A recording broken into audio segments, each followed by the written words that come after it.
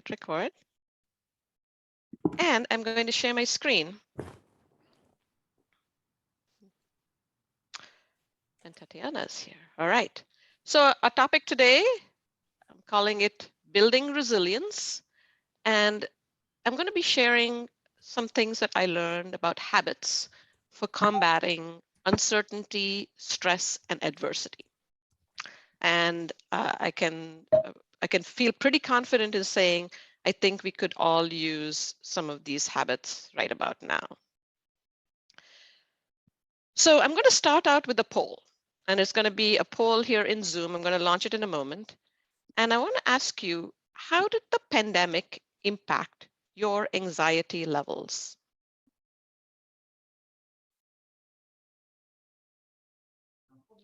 So did it increase your anxiety, had no effect, or did it decrease your anxiety?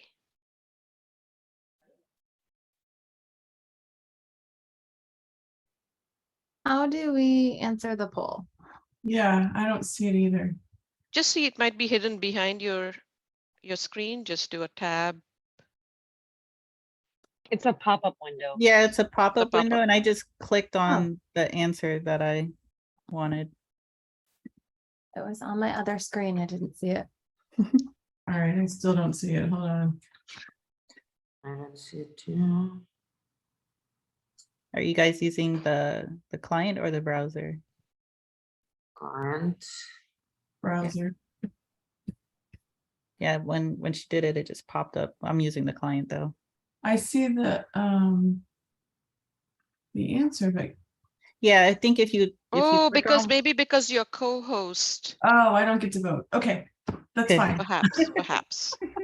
I know your answer. Yeah, you know mine. Okay, I think everyone who wanted to vote has voted. So I'm going to end the poll and I'm going to share the results. So from this group, 91% of you are saying that it increased your anxiety levels.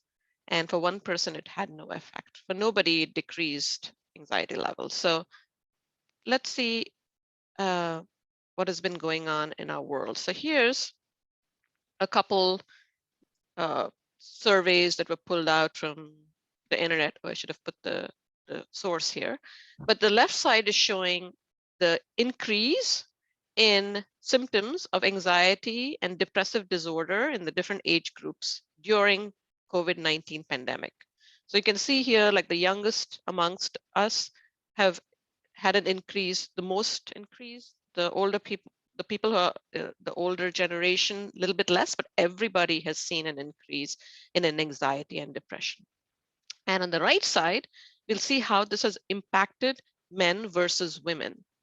And, it seems like the negative impact on women's health across the board, regardless of age, has been more on women than on men. And so I think that this topic is even more important to bring to this wonderful community that we are a part of to help us women and John develop habits to help us cope with this. So I have another poll for you. We're going to have a bunch of polls here. So the second poll is, what increases your anxiety? So if we're having these increased levels of anxiety that's being reported, if we just think about ourselves, what increases anxiety for you? And you can pick as many of these. Jamie, do you have a question? Not a question. I was just gonna make a comment on the previous slide. When you're talking about just a pandemic, we also have to remember, at least in the US, what was also going on at that time was a great time and still continuing of social unrest. And Yes. I think, when you're talking about the pandemic, that really, it's hard to know if it was a pandemic alone or the pandemic with all of the social unrest and also all the issues within our government, right? With the things were happening, the storming of the Capitol and all Yes. the, and then on top of that, lots of natural disasters have increased because of climate change. Yes. And so all of those things are happening all at the same time during this pandemic. I'm so glad that you brought that up. I absolutely true. Actually, it didn't make it into this poll, I think. Oh, it does there. Values clash with family and friends is another one. But I don't think it was COVID that actually increased anxiety levels. It probably added to it. I think anxiety levels were going up, stress levels were going up far before it. It just made us, it just accelerated some of it, and it made us pause. And you're absolutely right, Jamie. A whole bunch of other things just kind of got put on our shoulders more and more and more and more and more and more and more. So from this group, I'm going to end the poll. And according to this group here, you can see increase in uncertainty and unpredictability scored the highest. And then we have equal amount of loss of control, lack of knowledge and context, disruption, loss of stability, values clash with family and friends. The only thing that we didn't really care about that much, at least for this group, is loss of status or relative status. That became, you know, not that big of a deal. So let's see what is going on. What is going on? And Jamie, you expressed a few things, and we just talked about a few. I want to show you a curve that I came across actually a couple of years ago before COVID. And that is the rate of change that we are experiencing in our world. And this particular curve shows the rate of change that is driven by technology. And you'll see that over the years, this has become an exponential curve. This exponential curve is not only for technology. If you think about all the other kinds of unrest and changes, those are also exponential. So we are experiencing a lot of exponential change. Human adaptability is linear. So for a long time in human history, our adaptability was above the line of the rate of change. Now we have kind of crossed where the rate of change is accelerating, and it has gone past our ability to naturally adapt. So we are in that gap. So you can imagine that that's likely one of the things that is the challenge. And I think this is what we have to learn. That rate of change is not going to go away anytime soon. So it's time that we build some new muscles to be able to work through, to deal with grace, these exponential curves. Now, the reason I wanted to bring this topic to you is because this gap hit me in a big way during COVID. Two different ways, as a matter of fact. And so I'm going to tell you a little bit of my story. So those of you who have known me for many years know that I came from a very stable workplace, corporate life, to entrepreneurship and having my own company. And I loved it. I enjoyed it. I had developed a new routine for myself. I enjoyed the social aspects of being part of a community like Women in Agile and other Agile communities. I love to travel, and I incorporated that into my work. And suddenly my routine was gone. I could no longer come to our events and give hugs and get hugs from all of you. We couldn't be in proximity of each other. I couldn't go on my trips to meet new clients. My routine was disrupted. And even more than that, I did not know whether I would actually have enough work to make an income. There was incredible uncertainty around my business. Everything, when COVID hit, everybody paused their contracts. And so I did not know what was going to happen. And I felt a loss of control. I'm a person who likes to be, I don't like to control other people, but I like to be in control of myself, like I'm sure many of you do. And so I just did not know what to do. I did not know how to respond. So at the macro level, I was experiencing a lot of the symptoms that would cause anxiety. And at a micro level, things were still happening. Like I had stress, little stresses. I was getting a class accredited with IC Agile. I was caring for an aging parent. We were moving homes, and that causes a lot of stress. So there was this mounting stress. And what that did for me is that I started becoming overwhelmed. Even the smallest things became a big mountain in front of me. I felt helpless. One of my taglines is awaken new possibilities. Well, I couldn't see possibilities. I couldn't see possibilities for myself. And I couldn't see a way out. I became somewhat emotionless. I couldn't cry and I couldn't laugh. Like I would watch comedy shows and I'm like, oh. And the anxiety started like permeating my body. And the anxiety would make me more anxious and more anxious and more anxious. It really felt like a downward spiral, and with no way to land. It was just down and down and down and down and down and down and down. And this feeling, if you know me, this is not typical. Like I kept saying, I want to go back to my old self, but the self was that I was feeling all these things. It wasn't somebody else who was feeling it. I was feeling it, but it was unfamiliar. And so it took me, I would say, a good year of feeling this way and figuring out how to work through it. I at least still had, like, I could work through it. That part, at least I did not. I tried all kinds of stuff. And I'm in a different place today that I can tell this story. But I know that there are people who experienced what I experienced, who are experiencing what I experienced, and who may experience what I experienced.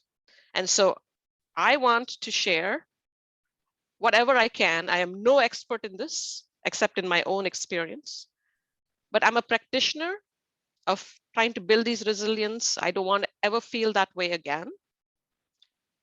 And I'm a student of it. So I'm curious about learning more and more about this. And I thought, even before I'm an expert, I don't care. I am going to share this out to whoever will listen, if they can get even one little nugget from it. So that's what we're going to do today. So what are we going to cover? I'm going to talk about what is anxiety, what's our brain's response to anxiety. What's happening actually for us? What are some resilience strategies? And then some resilience habits that we can build. And this really got inspired, like Ashaki said, I came to her and Jennifer and Allison, and I said, I have a topic. Would you be open to it? And they're like, yes. But it actually came from me listening to a talk by this lady, Du Wawach. I think that's how she pronounces her name. And she wrote this book called Calm Clarity. And in her explanation, I was like, oh, that's what was happening, was the first thing. And the second thing is that the strategies that she shared were things that I actually worked for me. And so I was like, okay, I'm happy to share those out, because I'm not sharing just from what she said, I'm sharing from experience. And I've also taken this course, which is a free course on Coursera called The Science of Well-Being. That is also highly, highly recommend for all of you. We can take it as a audit, just audit the class, or you can get a certificate in it. It's excellent.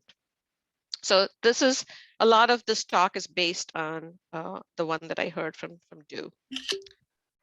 So first thing is, what is anxiety? Anxiety is just our body's natural response. Our human body is so wise and knows how to take care of us. And so when we recognize that we need a little extra energy boost, it gives it to us. So it's an evolutionary response. And that energy boost is like, whether when we are meeting a challenge or a threat. So say a predator is after us, we get that energy boost. Or maybe it's a high stakes situation. You're going to go give a presentation. It gives you that energy boost. And that energy boost is a chemical response. So some chemicals are infused into your body: adrenaline, cortisol, epinephrine, norepinephrine. And that's all cool if after that boost usage, we have time to rest. But if we don't rest, this response goes wild. And that's anxiety. So our natural stress response going wild. So third poll, how do we cope? So this happens. So anxiety comes on us. We all experienced it. How do we cope? How do you cope? So I'm going to launch the next poll.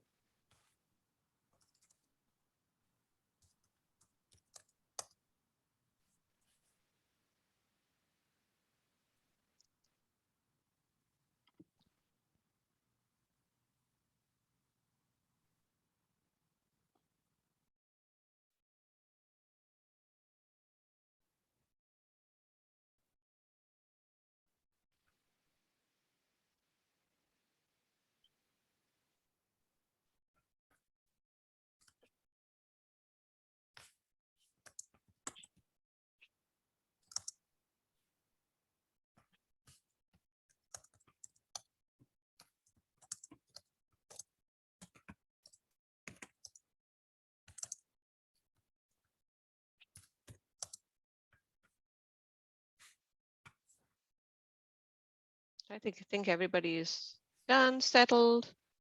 So I'm going to share the results. So you can see here, most of us keep to ourselves. We withdraw. And then the second is we stay busy, create more work. Isn't that an interesting response? That's one of my responses too, like, oh, I can't sit for 1 minute. You know, I've got to go do something. And then the opposite, when it goes crazy, then it's like keep to myself. But then there's, of course, retail therapy, and then food, drink, smoking, so many of us, and then binge watching. Those of you who said other, what are some other ones?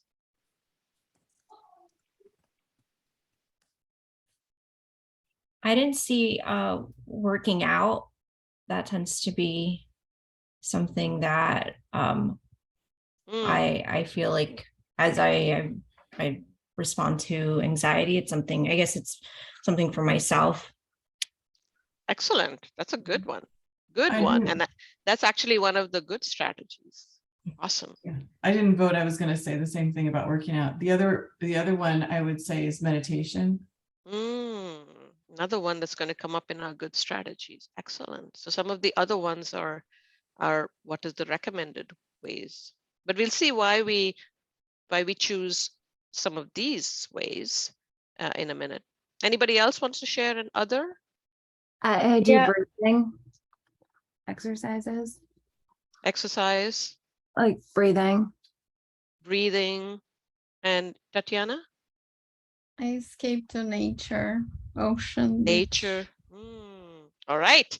I think that these ladies have some good responses to stress.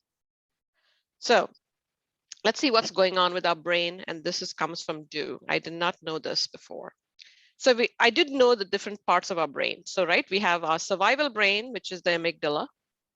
Then we have our emotional brain, it's the basal ganglia. And then we have the rational brain, or the prefrontal cortex.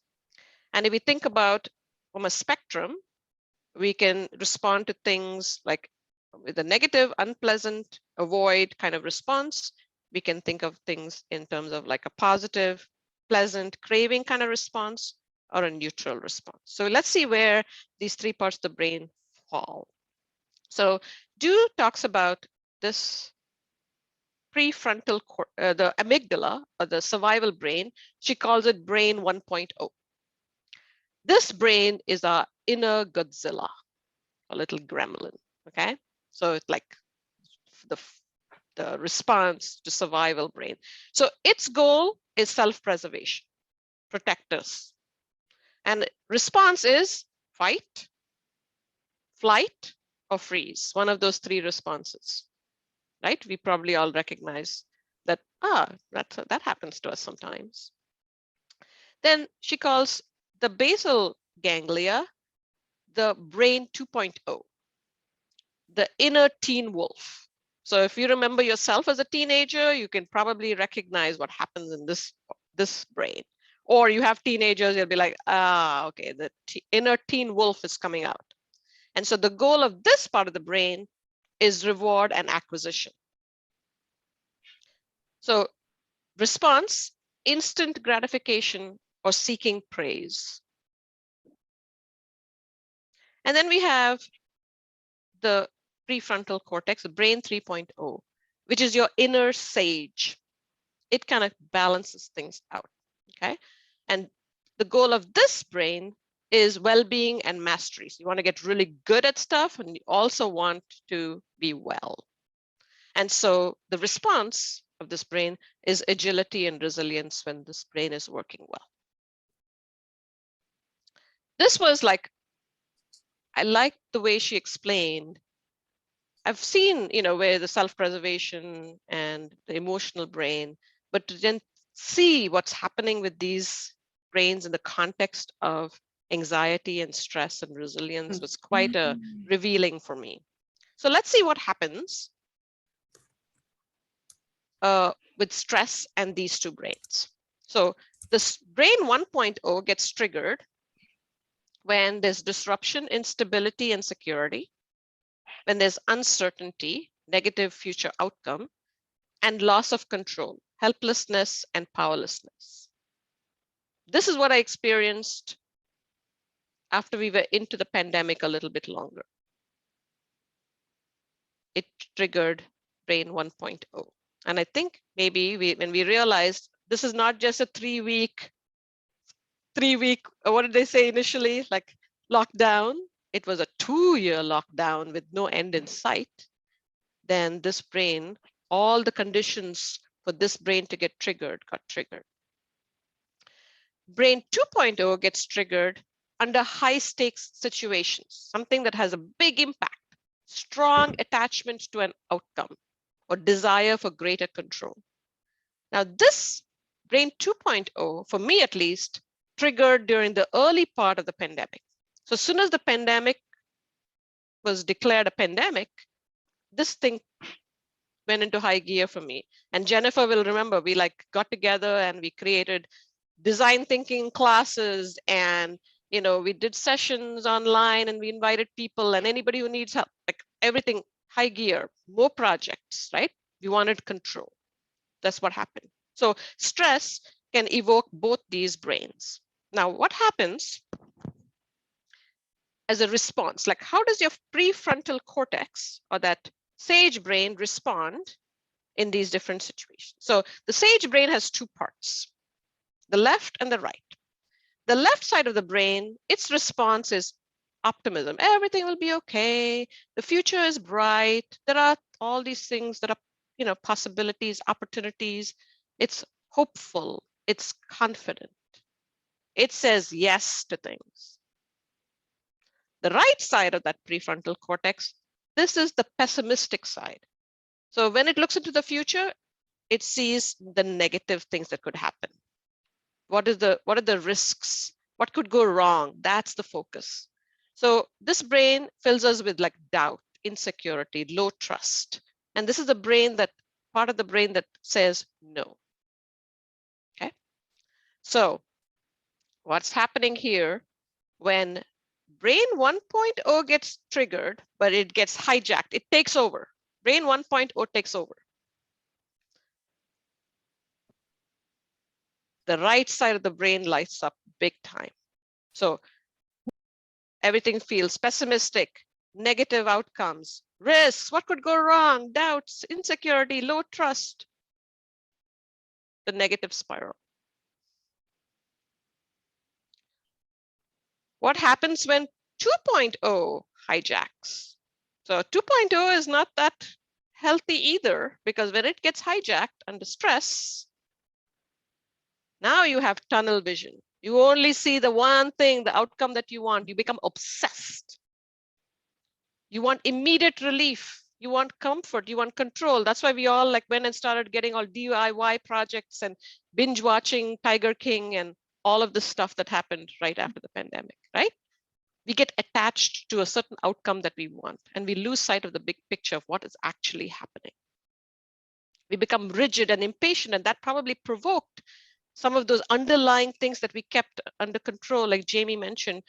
It erupted with, we could see problems that were happening in the world. We became, we wanted those solved. We were done with all of that. This is what was happening. Brain 2.0 was getting hijacked. So we know how we get hijacked. We know what the negative results are. So let's see what is possible. And that's where resilience comes in. So what is resilience? Resilience is our ability to bounce back from stress. So if you think about a stress ball, you press the stress ball, stress, and you release and it bounces back. The same thing when you go exercise, you build a muscle, you actually stretch it, you stress it, and then you release it, right? If you keep on getting it overly stressed, then you probably have a problem. So resilience is our ability to release the stress. It's a capacity. We all have the capacity to recover from difficult situations. But it's a muscle, just like any muscle in our body. It's a muscle that we need to build, and it's a muscle that we can strengthen. And when we strengthen this muscle, what it allows us to do is to have a graceful response instead of knee-jerk reactions that happen when brain 1.0 and brain 2.0 get hijacked or hijack us. So what can we do to build resilience? What can we do to build this muscle? Number one, we need to become aware. That everything starts with awareness. So now oh, there are these three brains. So let's become aware and notice, what are your brain patterns? When am I in brain 1.0? When am I in brain 2.0? When am I in brain 3.0? What triggers those? How do I feel when that gets triggered? Second, activate calm. So what resilience is to be able to, like when you have high stress situations, how can we rest right after that high stress? So we need to be able to activate calmness whenever we are experiencing anxiety. So we're going to learn two strategies: stimulating the parasympathetic nervous system and strengthen the tend and befriend system, which is what you are to me, all of you. We'll talk about that in a moment. And then the third one is to grow the sage. So here's where we can actually, now, not only are we calming ourselves down, we are building healthier paths to the left side of the brain. So we can get to those positive side of the brain. So here we can burn less restless energy in a healthy way. And many of you mentioned exercise. So that's what comes in there. And then we can strengthen our executive functioning and self-mastery part of our brain. And this is like stimulating some of the creative side of our brain. So the first thing is become aware of brain patterns. So this comes from Ju again, and she just put this, I modified it a bit, but you can just keep a log of this brain 1.0, brain 2.0, and brain 3.0 and your patterns. So you can keep a log as to what situations have me in brain 1.0, what situations put me in brain 2.0 and 3.0, etc. How do I feel when I'm in each of those? And what is the story that I'm telling myself while in this state? Now, I didn't keep a log like this, but what I started doing was journaling. And every morning, I would just write down all of the things that I was feeling. And if I go back to my journal, I can probably map it. There were times where I was just so dejected, I was in probably brain 1.0. And then there were things that I would do to try to get, either attention or look for some positive feedback. I was probably in brain 2.0. The second part, second part of COVID, I probably wasn't in brain 2.0 for much if I look back at my journals. But this is some way for you to just build awareness. So you can do journaling in general, just write what's happening with you. What are you feeling? Just kind of do a download, or you can do something like this to build some awareness about where you are. So I want you to just think about this past week. And I'm going to launch this poll. What was your primary pattern this last week? Were you in brain 1.0, 2.0, or 3.0?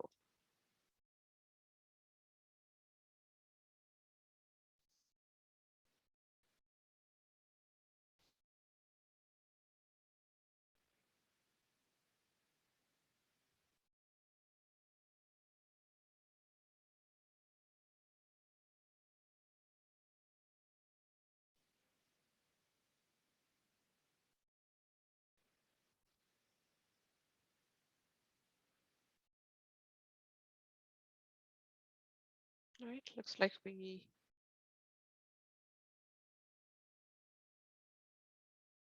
share the results. So this group was in brain 1.0, most 46%, self-preservation, next reward chasing, brain 2.0. A couple of us were in brain 3.0, and then one person said other. And if you are willing and to share, what was the other? What was happening for you? I wanted to select all of them. That was my other. I was in all of them. Yeah, so maybe the pattern wasn't specific for the week, but maybe it's a daily, it's shifted. Well, thank you Yes. for sharing. Yeah, I'd like to comment also. I was like, although I can't vote, I was thinking I had the same thought. Like, I think I went through phases of all of these throughout the week. I've had a lot of ups and downs, and trying to like, I had the awareness of when I was in self-preservation and really having some issues, and then trying to pull myself out. And so I think I went through all three phases at different points. Like, if I think about yesterday, I would say brain 3.0, but earlier in the week, it was rough. Yeah, yeah, yeah, yeah, yeah.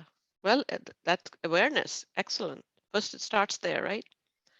So let's see some some practices that we can do to be mostly in 3.0, or to catch ourselves when we are about to be hijacked by 1.0, about to be hijacked by 2.0. This is what we can do, which is stimulating the parasympathetic nervous system. So this is the nervous system that's the rest. It's also called the rest and digest system. And I've heard something about like it stimulates the vagus nerve that kind of calms all of the parts of your body, relaxes the organs. And we can stimulate this in various ways. I know that many of us are yoga practitioners, meditation and mindfulness practitioners, and that's what it's partly it's doing. It really is evoking our parasympathetic nervous system. But one thing that you could do, like a couple times during the day, is to take slow abdominal breaths. So slow breaths that actually expand your belly, go all the way to your belly and out. Okay, so let's actually practice. So we're going to breathe in to the count of 6. We're going to hold for 3. We're going to breathe out for 6 and hold for 3. And we're going to do this 3 times. Okay, hopefully you don't fall asleep with so much rest and relaxation. Okay, ready? Okay, let's breathe in. Deep breath, because it's you to breathe in for 6. So breathe in. I'm just going to count with you. So breathe in 2, 3, 4, 5, 6. Hold 2, 3. Out 2, 3, 4, 5, 6. Hold 2, 3. In 2, 3, 4, 5, 6. Hold 2, 3. Out 2, 3, 4, 5, 6. Hold 2, 3. In 2, 3, 4, 5, 6. Hold 2, 3. Out 2, 3, 4, 5, 6. Hold 2, 3. You can breathe normally now. Any shift for any of you?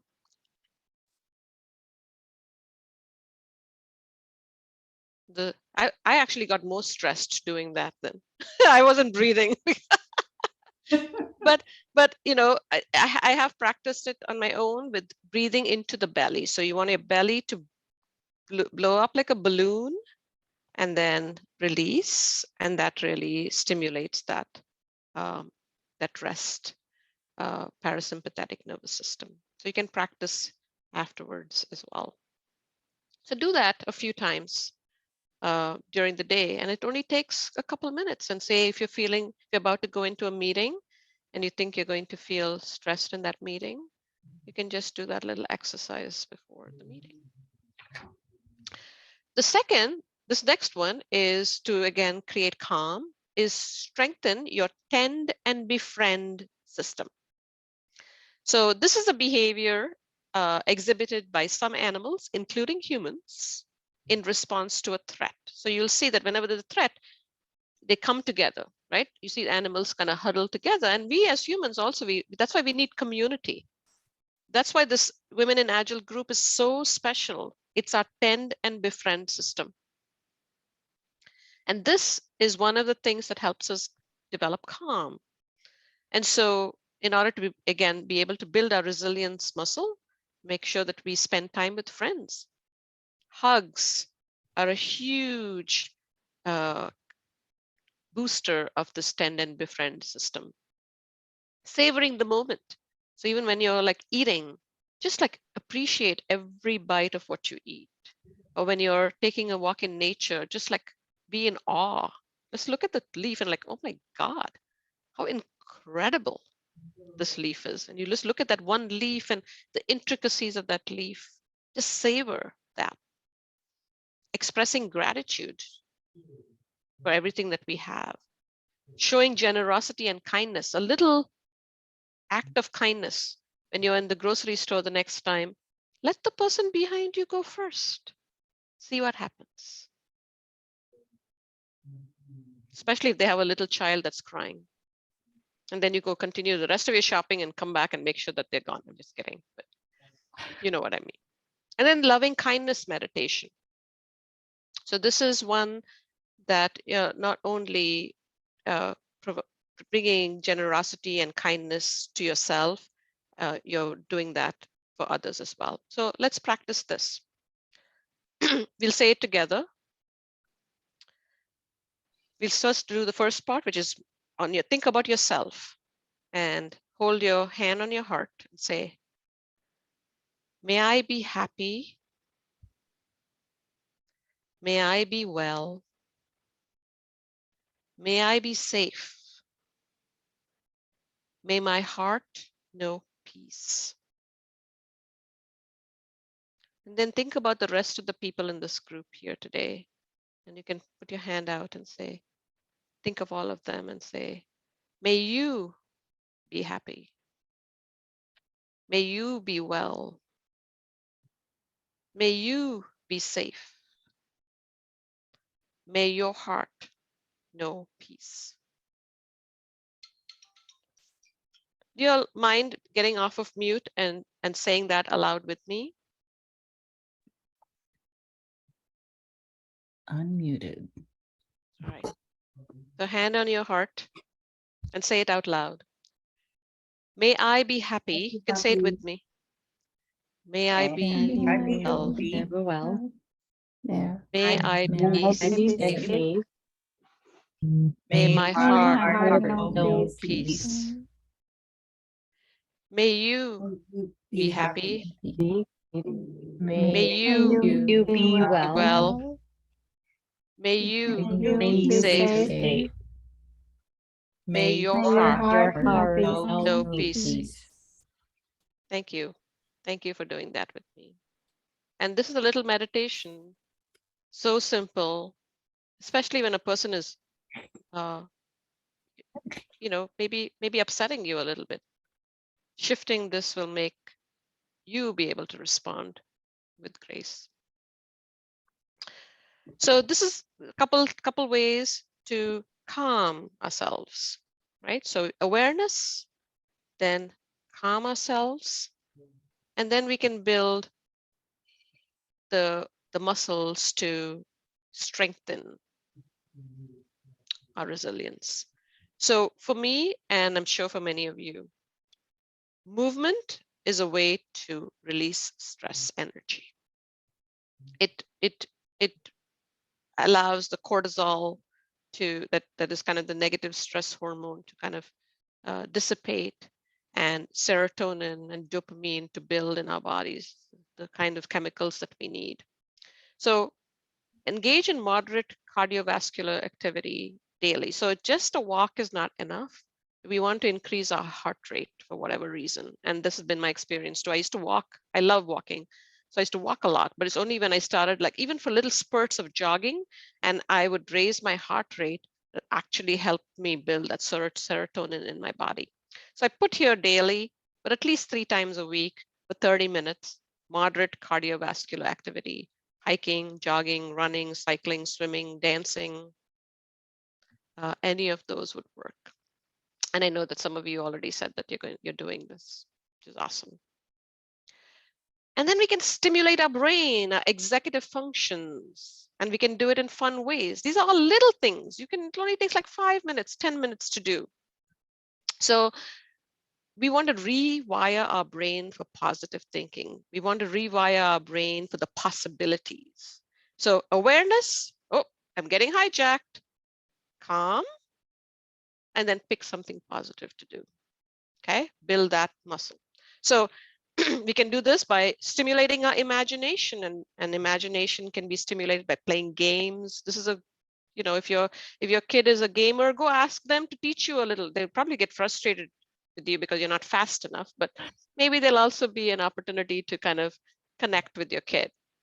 Do puzzles, like have a puzzle on your table all the time and kind of do those kinds of puzzles, or puzzles online. There's mini crosswords and the word puzzles and all kinds of stuff that's out there, kind of stimulate our imagination and our brain. And then creativity, doodling, drawing, painting, playing an instrument, anything. Even if you sound bad, it's okay. Kind of stimulate that creativity. So I have a couple activities for us. So I want you to all turn your cameras off, turn off, okay? And when you know the answer to this question, turn your camera on. And I'm also going to put a timer so we don't stay too long. So as soon as you know the answer to this question, this puzzle, turn your camera on. So the puzzle is this. Use these letters to spell just one word. And as soon as you know the answer, turn your camera on.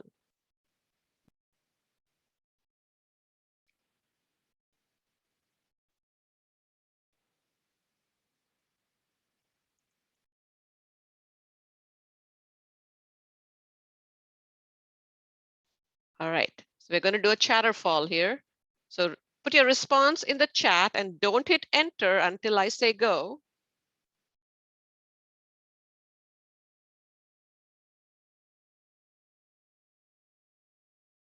Go.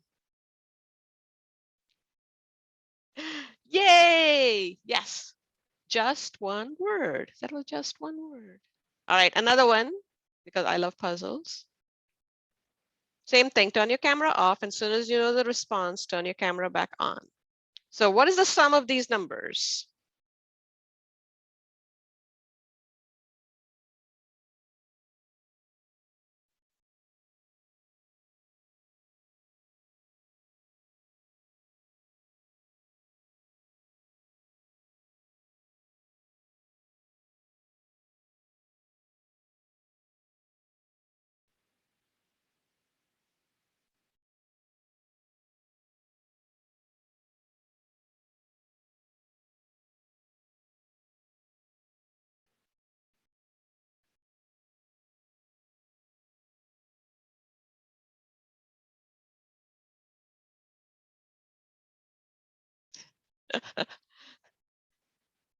Some people, I think this was anxiety producing, apparently. Brain 1.0 got hijacked with this question. I should have put that in the list. Math questions trigger stress. Okay. Response. Enter the response. 55, 55, 55. Excellent. I am curious if a couple people could share their strategy for how you came to your answer.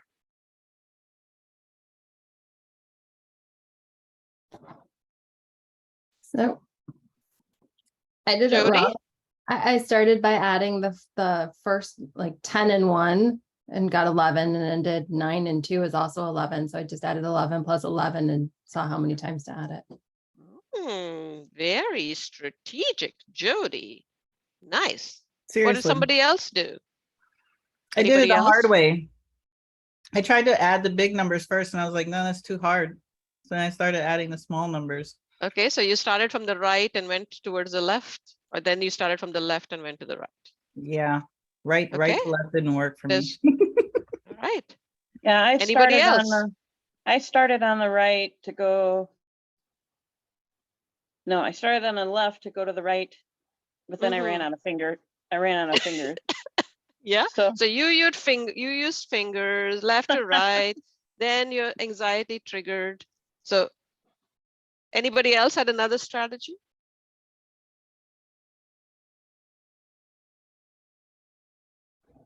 Grouping by tens. What you said, Jennifer?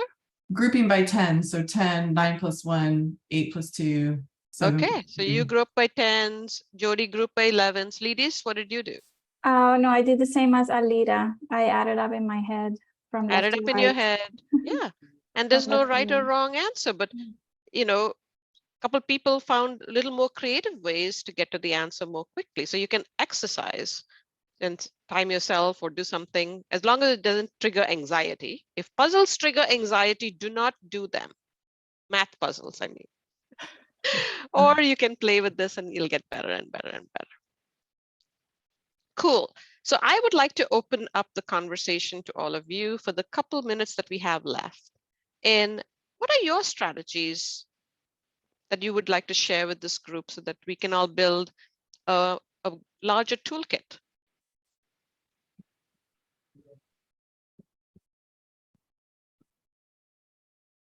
Yeah, Jody?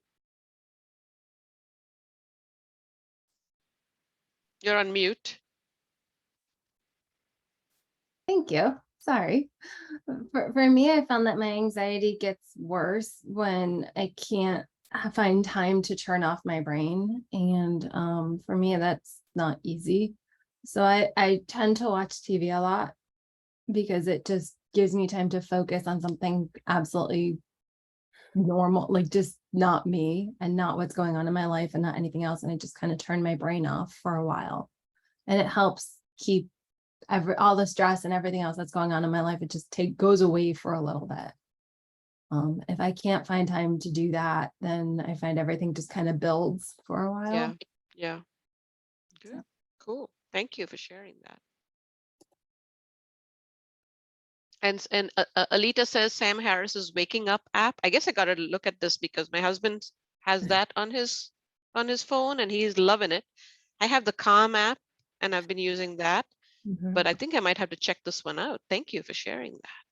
Absolutely. I'm going to put a link here so that anybody who wants to try it can get 30 days for free. Ooh. Thank you. My husband introduced me to it, and it has guided 10 or 20-minute meditations, which are really great. But it also has lots and lots of different series and conversations where it really delves into the mind and meditation and just understanding your mind altogether. Sam Harris is a neuroscientist who also has studied with the most amazing meditators in the world, including the Dalai Lama. And and so like a week ago, I was having massive anxiety. It was absolutely horrible. And I finally listened to my husband and didn't just do the meditations, but I started listening to different series and focusing on the mind and emotion section. And I swear within a few days, I had kind of reset my brain and I'm feeling so positive this week. So, you know, if it works for me, who I definitely get anxiety ridden and I'm feeling I'm in the wellness zone this week, I think it can work for anyone. Thank you for sharing that. Thank you. Stacy. I was going to say, just to chime in more on my working out, I actually tend to go to a class. So it's almost like an obligation where it makes you check out at a certain time. So it's not like you're going to the gym casually at random. It's almost a commitment where you have to get to a certain class. So I noticed that I didn't do a class for about 6 weeks, and I said, I'm going to go to the gym. I'm going to make that commitment to I never went. For the whole 6 weeks, I didn't get my butt to the gym until I pre-registered for the class. And it's almost like it's committing you to make that time frame work. Yeah, hopefully that commitment doesn't introduce stress. But otherwise, if you make friends, you might be triggering the tend and befriend system. You know, if you know people there and kind of like joining another friend to go exercise. Absolutely. Thank you for sharing. Awesome. Anybody else? We only have a minute. I'll go. So there are areas in my life that I really can't control. So I try to find areas that I can control, and I'll start projects around my house or focus on my pets. You know, and I have a lot of nature around me. So we have ponds and we have ducks and all types of birds. And luckily I have a really good community in my neighborhood. So we each, you know, take turns doing either, you know, a wine host at the pool house where it's open and spacious. So learning and just finding ways of how I can control my anxiety or my stress. Yeah, awesome. Thank you. Thank you. All right, we've come to our time box, and I am so grateful for this opportunity to share this with you all. And thank you for being here and listening. And if you're new, you don't know me, I love to connect with people. You can extend my tend and befriend system by connecting with me on LinkedIn and staying in touch and coming to this community that we have built together, which is there to support each other and to help us just build strong muscles for resilience, so that we can overcome anything. So thank you all. Have a lovely rest of your day and happy Friday and happy weekend. Likewise. Thank you. Thanks for you. sharing with us today, Anjali. Really You're appreciate it. welcome.